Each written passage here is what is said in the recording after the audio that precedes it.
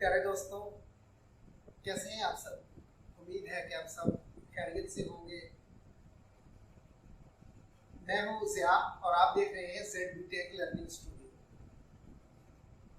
जो हमारा पुराना सिलसिला चल रहा है वीडियोस का, उसमें हमने सीखना था टाइम मैनेजमेंट। तो ये इस सिलसिले का तीसरा जो है वो वीडियो है जो आप अभी देखने जा रहे हैं। और ये वीडियो आपकी ज़िंदगी में बड़ी अहमियत का हामिल होगा। इस वीडियो को आप थ्रू आउट देखिएगा, दरमियान से स्किप मत कीजिएगा।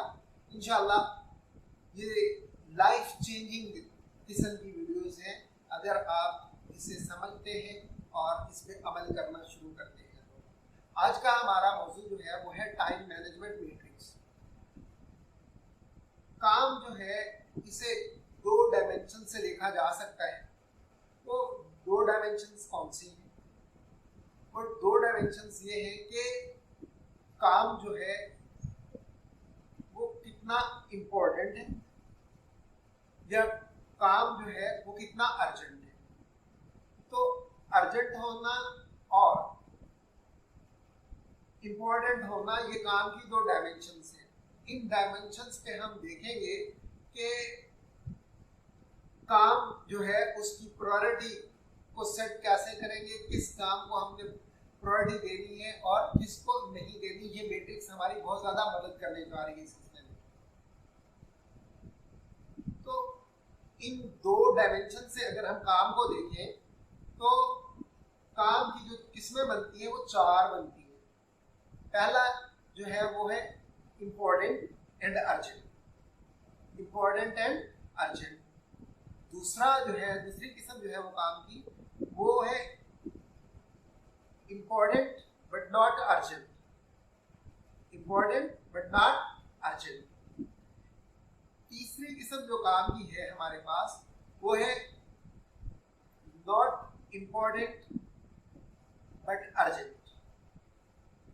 और चौथी किस्म जो है नॉट इम्पोर्टेंट नॉट अर्जेंट। हम इसे देखते हैं मैट्रिक्स में और देखते हैं कि इन किस्मों में कैसे काम आते हैं, कैसी कैटेगरी के काम इन किस्मों में फॉल करते हैं। पहली किस्म जो है वो इम्पोर्टेंट एंड अर्जेंट है, यानी ऐसे काम है जो इंतहाई अहम है और उन्हें फौरन करना भी जरूरी है। मसलन इम्तिहान की तैयारी। अब कल आपका पेपर है और तैयारी आपने करनी है। तैयारी अगर आप नहीं करेंगे, फर्स्ट प्रायोरिटी तैयारी को नहीं देंगे, तो जाहिर सी बात है उससे एक बड़ा लॉस हो सकता है। और भी ऐसे काम जिन्हें हम डिले करें, छोड़ें, तो उससे बहुत बड़ा लॉस हो सकता है। अगर हम इस तैयारी को नेक्स्ट डे पे या उससे नेक्स्ट डे पे छोड़े तो जाहिर सी बात है ऐसा हो नहीं सकता। कल तो पेपर है, आज हमें लाजमी तौर पर बैठ के तैयारी करना ही करना है। दूसरी किस्म के जो काम है जो इम्पोर्टेंट तो है बट नॉट अर्जेंट।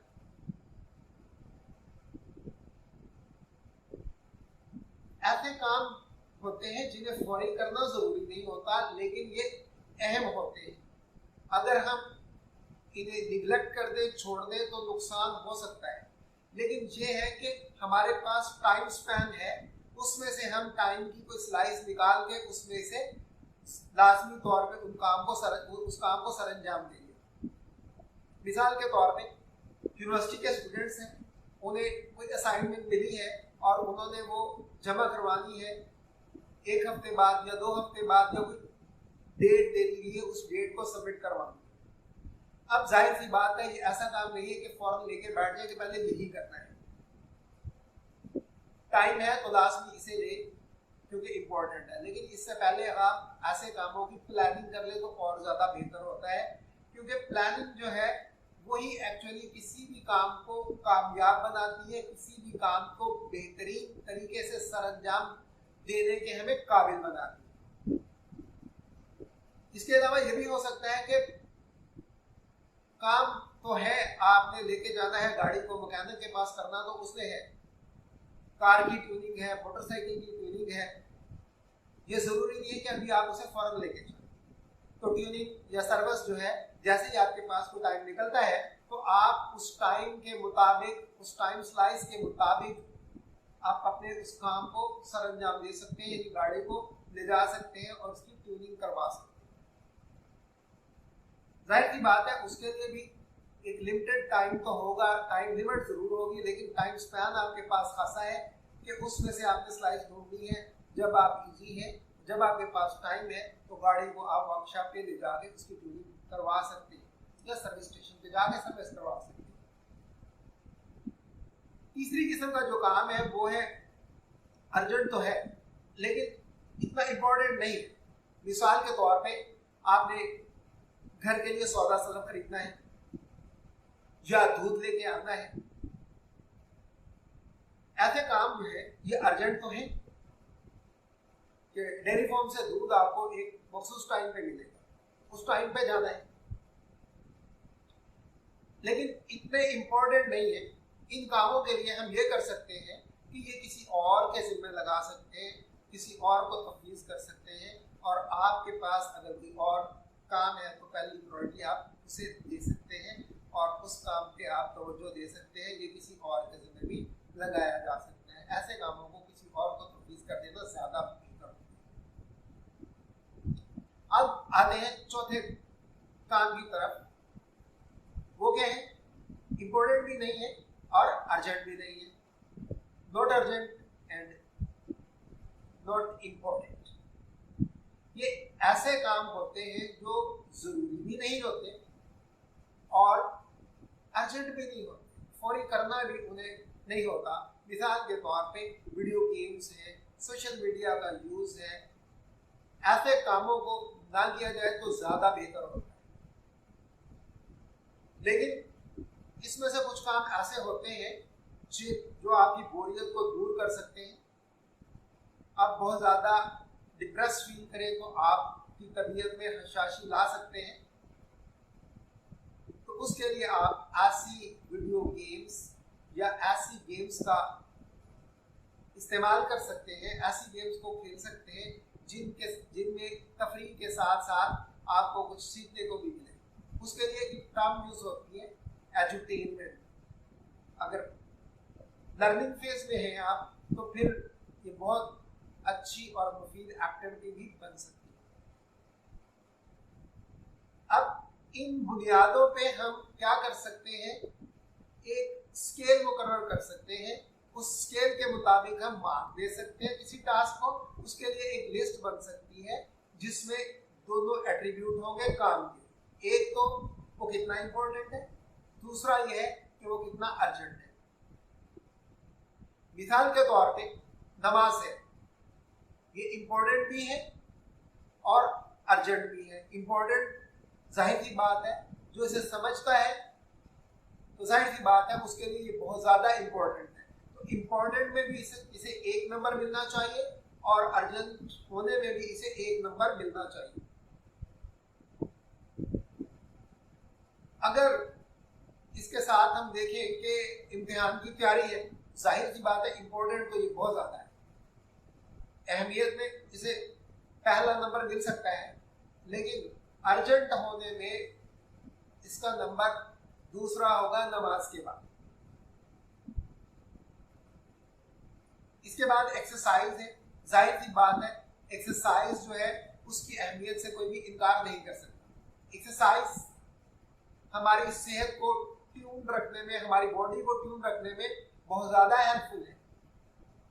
हम ये तो नहीं कर सकते कि एग्जाम से इसे ज्यादा इम्पोर्टेंस दे दें, तो इम्पोर्टेंस में इसका नंबर जो है वो मैं दूसरा सजेस्ट करता हूँ, और इसके साथ अर्जेंट होने में स्केल में मैं इसे तीसरे नंबर पे ले जा सकता हूँ कि नमाज, एग्जाम की तैयारी, उसके बाद आप अपनी सेहत के लिए एक्सरसाइज का जो टाइम है वो उसे आप ले सकते हैं।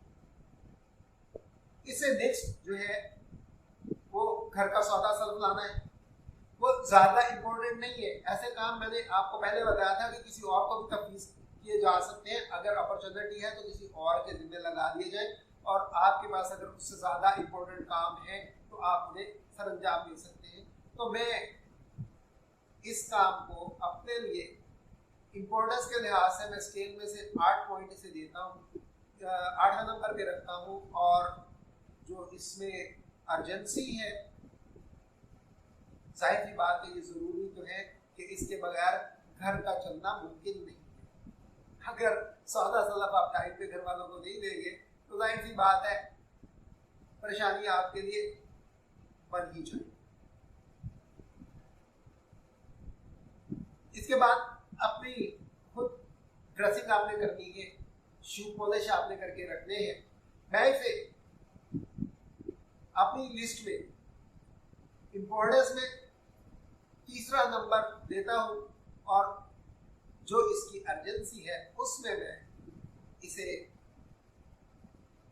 7वां नंबर देता हूं कि ये अर्जेंट नहीं है, इम्पोर्टेंट है। ऐसे काम को जो है बेहतर है कि आप अपने खुद हाथों से करें ताकि नबी करीम सल्लल्लाहु अलैहि वसल्लम की सुन्नत मुबारका पर अमल किया जा सके।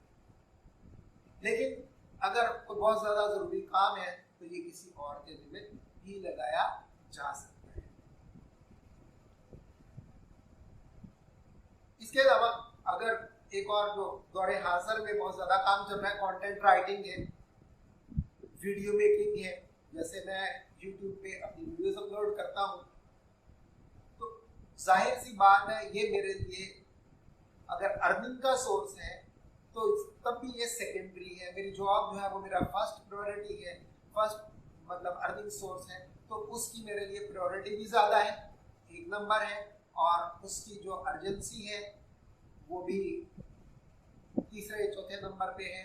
4 नंबर देता हूँ मैं अक्सर कि इम्पोर्टेंट तो वो बहुत ज़्यादा है, लेकिन उससे पहले मेरी इबादत है, उससे पहले मेरी एक्सरसाइज है।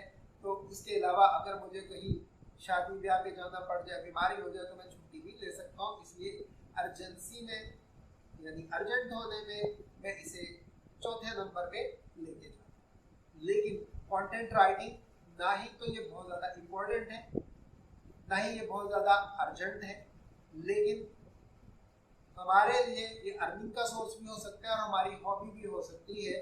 तो इसे हम खुद ही करेंगे, किसी पे छोड़ेंगे नहीं। और इसे मैं अहमियत के लिहाज से तो नंबर 6 देता हूँ और इसे मैं अर्जेंट होने के लिहाज से जो है वो 10वें नंबर पे करता हूँ कि जब मेरे पास टाइम स्लाइस होगा तो मैंने इसे करना।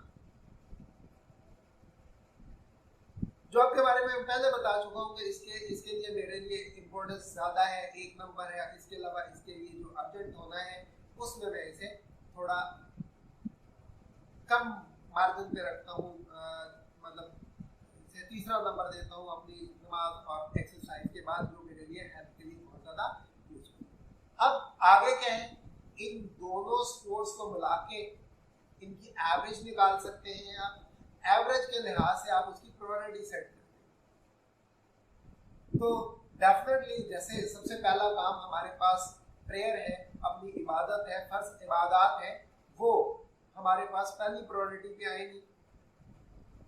एक बात और भी थी, वो मेरे जेहन से उस वक्त निकल गई, लेकिन वो ये है कि अगर मेरे पास ऐसा कोई काम है जो इम्पोर्टेंट भी नहीं है, अर्जेंट भी नहीं है, उसे मैंने लीव किया हुआ है और मेरे पास जो खाली वक्त है उसमें बेहतर ये होगा कि मैं अपनी नफली इबादत, तस्बीहात या अस्कार जो है उसे अपनाऊं। और उससे जाहिर सी बात है एक मोमिन जो है उसका दिल जो है वो अल्लाह के जिक्र से ही चैन पाता है।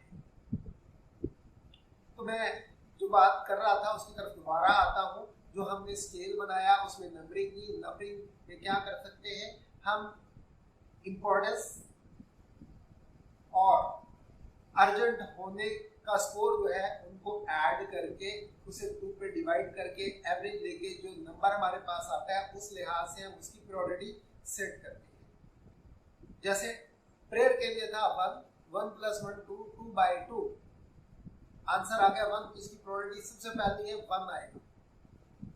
फिर अगर दूसरी बात हमारी एक्सरसाइज है 1 + 2 3 डिवाइडेड बाय 2 1.5, तो इसकी प्रायोरिटी जो है वो प्रेयर के बाद है।